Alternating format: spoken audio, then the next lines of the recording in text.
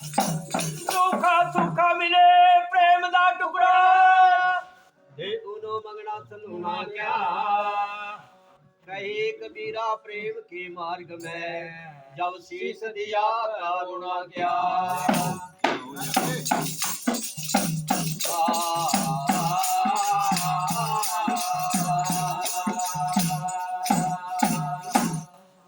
बंदिया श्वासों का तू सिमरन कर ले जो जपों का कर ले जाप हरे अंतर सुरती लगाई है ते प्रकट अपने आप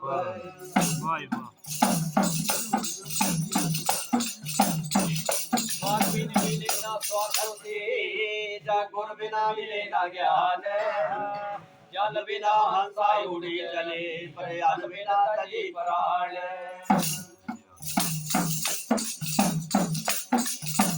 करनी करे तो डर क्यों डरे जो कर करके पछताए बीज बोए जमूल का ते अंब कहाँ से खाई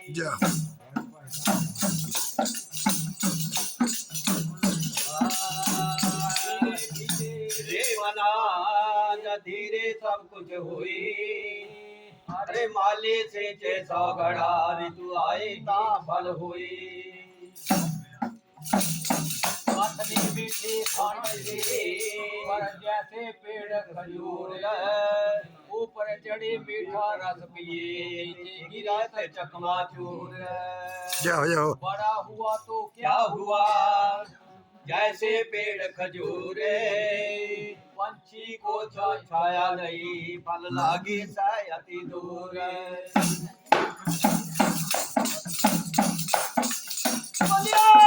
हीरा पर के कोई चौरिया जो सब दोनों पर के सादे अरे जिसने साध को परख लिया पिता को पतिया गाड़ी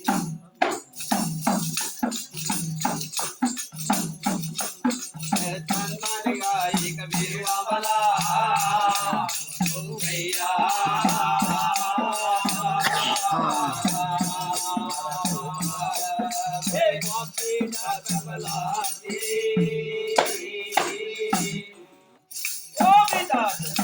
हो गया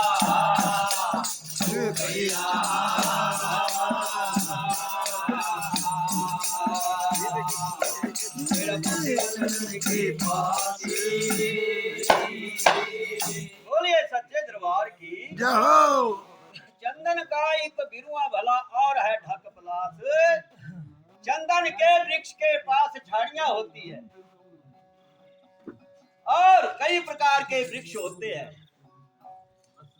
तो जितने भी उस चंदन के वृक्ष के नजदीक वो वृक्ष हो और होते हैं उनको उसकी खुशबू चढ़ जाती है क्योंकि उसकी खुशबू ऐसी है क्योंकि चंदन ऐसा वृक्ष है अच्छे काम में भी काम आता है और अंतिम संस्कार के समय भी काम आता है हर जगह पवित्र होता है और उसके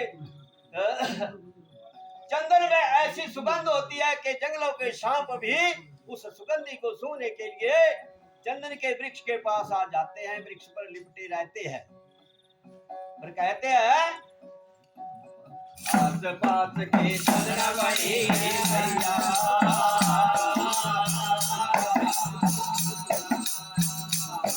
हर बार सवेरे क्या बोली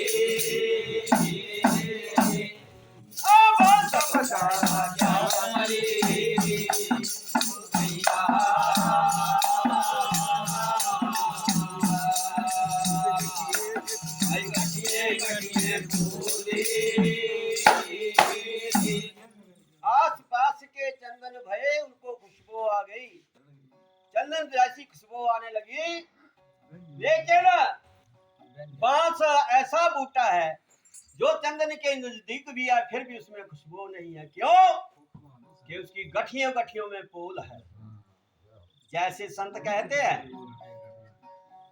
कि जो पापी मनुष्य होता है उसकी हर रग रग में पाप भरा हुआ होता है ऐसे ही बांस की जो गांठ के बीच की पोरी जो होती है अगर दोनों साइड से काट दिया जाए तो से बनी जा पैंपड़ो फूक देने रे कम आई गया पर फूक देती आगे बढ़ेगी ने पैंपड़ो खा ली ऐसा होता है भाई जो सुन दे रहा है ने दूसरे पास से कट दे रहा है तसे अंदर ज्ञान नहीं हुआ। ज्ञान की प्राप्ति होती है ध्यान से। जैसे संतों ने लिखा है कि चंदन की खुशबू चढ़ जाती है लेकिन अगर बोल हो बीच में तब नहीं चढ़ जाती है। ये ज्ञान रूपी सागर जो है वहां का नीर जो पिया जाता है उससे आत्मा की शुद्धि होती है। उस सच्चे दरबार की तो जिन जिन संतों ने परम पिता परमेश्वर का ध्यान किया योगा अभ्यास किए उन्होंने उस मुक्ति को मार्ग को पाया और जिन्होंने इस मनुष्य जन्म में आकर के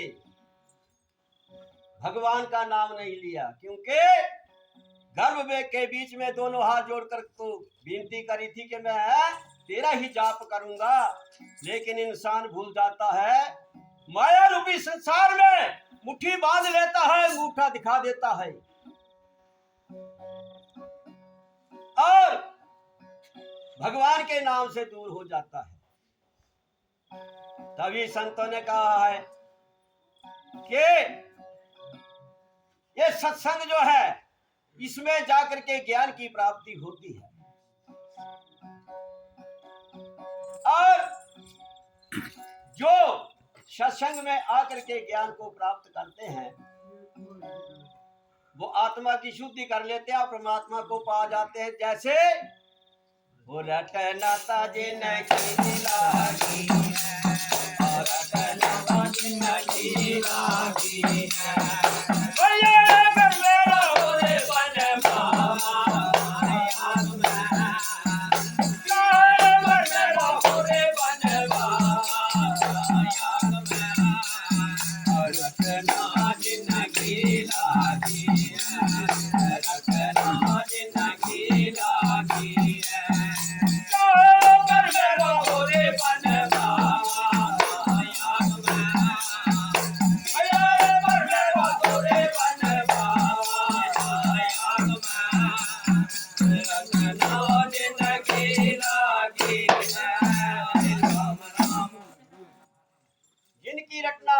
परमेश्वर से लागी है वो चाहे घर में रहे चाहे जंगलों में चले जाए घर में रह करके भी रटना हो जाती है। संजा दोता तू करना परमात्मा मेरा नाम लेना से भी उसकी हाजिरी लगाई और वनवास में जाकर के वो संत लोग रहते हैं वनवास में वनों में जाकर के भक्ति करते हैं और भक्ति करके अपनी काया की शुद्धि करते हैं। कैसे? ये हमारी काया जो है 6-7 मंजिल की है 6 चक्र हमारी काया में जो है इनका शोधन करके संत लोग 7वीं मंजिल में जाकर के 10वां द्वारा खोलते हैं। ये संत मार्ग है। फिर जिनकी रचना घर में लगी है जैसे संत कबीर थे से कमा भी थे करे ने भगवान का नाम भी लेते और उच्च कोटि के संत थे। बोलिए सच्चे दरबार की जाओ जाओ। या भरत हुए आसमान जाता हुए आसमान जाता सब जग जाता स्वर्ग पैताल में सब जग जाता या भरत हुए आसमान जाता स्वर्ग पैताल में सब जग जाता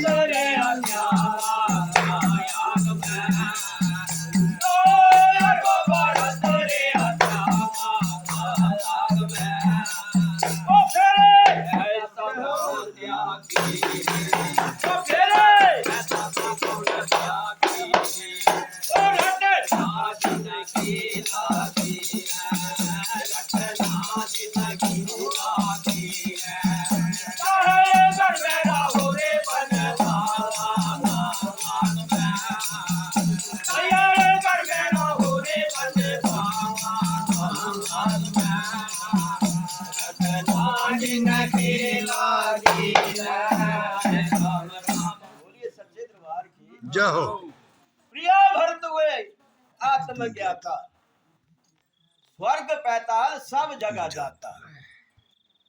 जैसे संत कमाई करते हैं उसके अनुसार स्वर्ग पैताल जाते हैं, ऐसे ही प्रिया भरत हुए आत्मज्ञाता, स्वर्ग पैताल सब जगह जाता। योग क्रिया से आयु बढ़ाता, 9 अरब वर्ष रहा त्याग में, ऐसा कौन त्यागी है? जा इतना त्याग जो करते हैं वो स्वर्ग पैताल तक जाते हैं, लेकिन परम पिता का देश उससे भी ऊपर है। प्रिया भरत कौन हुए? ये ध्रुव भक्त के खानदान के थे। तो कैसे वो घर में रह करके ही भक्ति करते थे।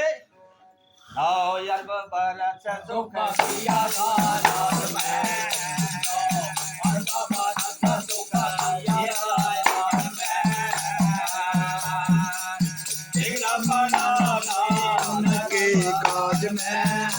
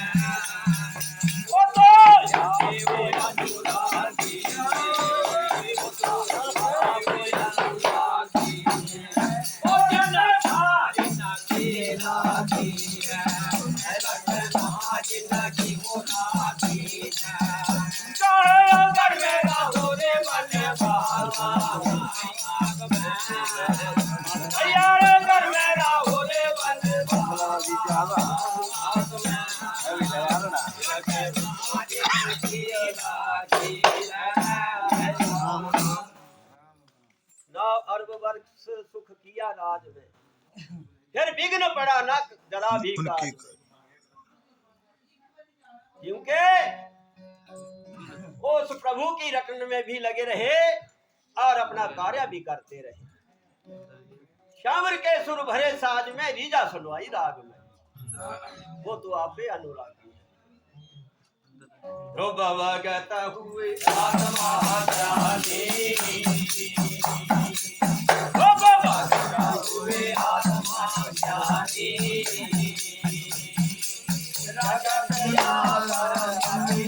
रानी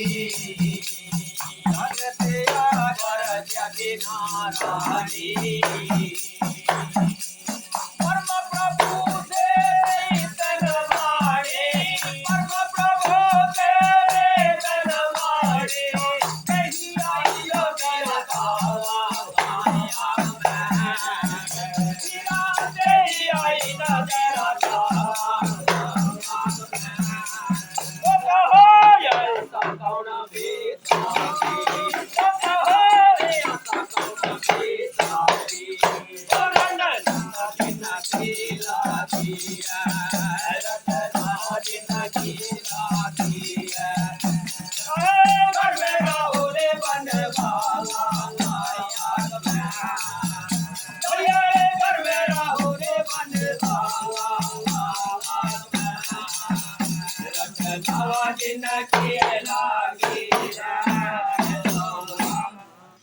बोलिए सच्चे दरबार की जाओ ध्रुव भक्त हुए आत्मज्ञानी। 5 वर्ष का ध्रुव भक्ति में लगा था। कैसे? ये राजा उत्तानपाद की 2 औरतें थी, 2 रानियां थी, सुनीति और सुनीति। सुनीति का पुत्र जो था वो था ध्रुव। खेलता खेलता ध्रुव अपनी पिता की गोदी में बैठ गया तो माता सुरुचि ने उसे थप्पड़ मारा। क्या ध्रुव, तू अपने पिता की गोदी में नहीं बैठ सकता है। अगर मेरी कोख से जन्म हुआ होता तो पिता की गोदी में बैठता। माता से जाकर कहता है रोता रोता ध्रुव, माता ऐसा हुआ मेरे साथ। माता ने कहा यह तेरे पिता की गोदी है, तो परम पिता की गोदी में बैठ। माता कैसे? भक्ति कर जंगलों में जाकर के। जंगलों में जाकर के भक्ति करी और परम पिता परमेश्वर के दर्शन किए। और जितनी भी उसकी आयु थी इस मृत्यु लोक में, उतनी भोग करके अच्छे कर्म करके ध्रुव को भगवान ने कहा भेज दिया आकाश धाम में, जो ध्रुव तारा के नाम से जाना जाता है। बोलिए सच्चे दरबार की। सनक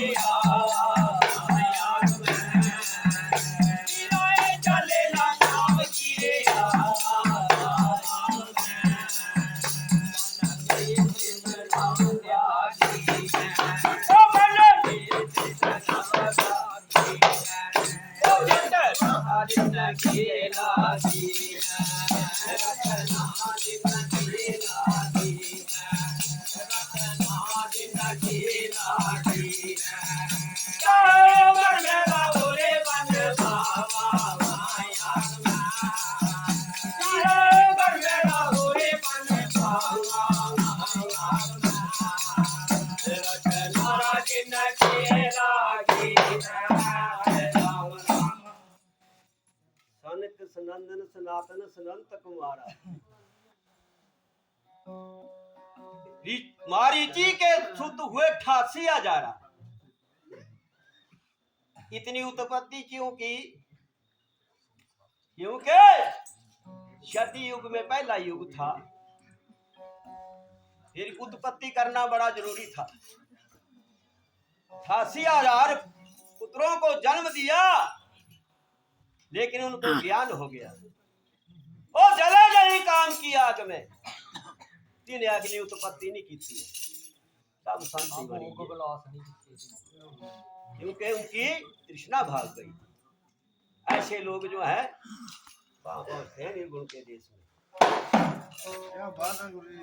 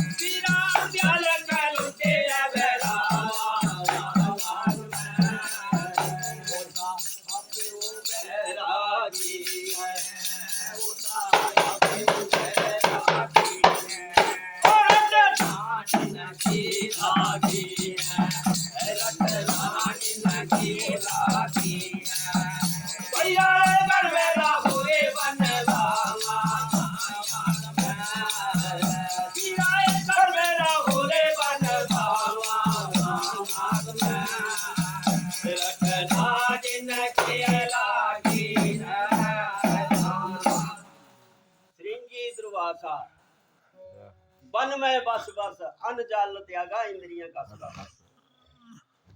अन्न जल का त्याग कर दिया श्रृंगी दुर्वासा ने,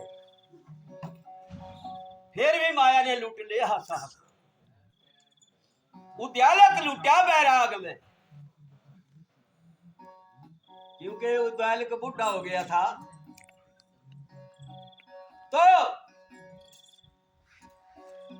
उसका मन भी भटक गया, क्योंकि किसी ने उसे भटकाया और उसका मन भटका और उसने वृद्ध अवस्था में शादी करी। शादी करी और पहले तो वो ब्रह्मचारी रहा, फिर भगवान की तपस्या करने के बाद उसने भगवान से वर मांगा कि मेरे पुत्र होना चाहिए। बोलिया तो उद्याल का तेरे तो पत्नी नहीं है, पुत्र कैसे होगा? बोले हमारा पत्नी भी मिलनी चाहिए। तो इसी प्रकार से भगवान ने तथास्तु कह के कह दिया कि जाओ तुझे पुत्र पहले मिलेगा और पत्नी बाद में। तीसरी का पूज्य पुत्र पहले ने पत्नी बाद नहीं है, पत्नी पहले ही जब मिले बोलो मिले बात उसके साथ बड़ी लंबी चौड़ी कहानी भी नहीं। संको जन्म तेरे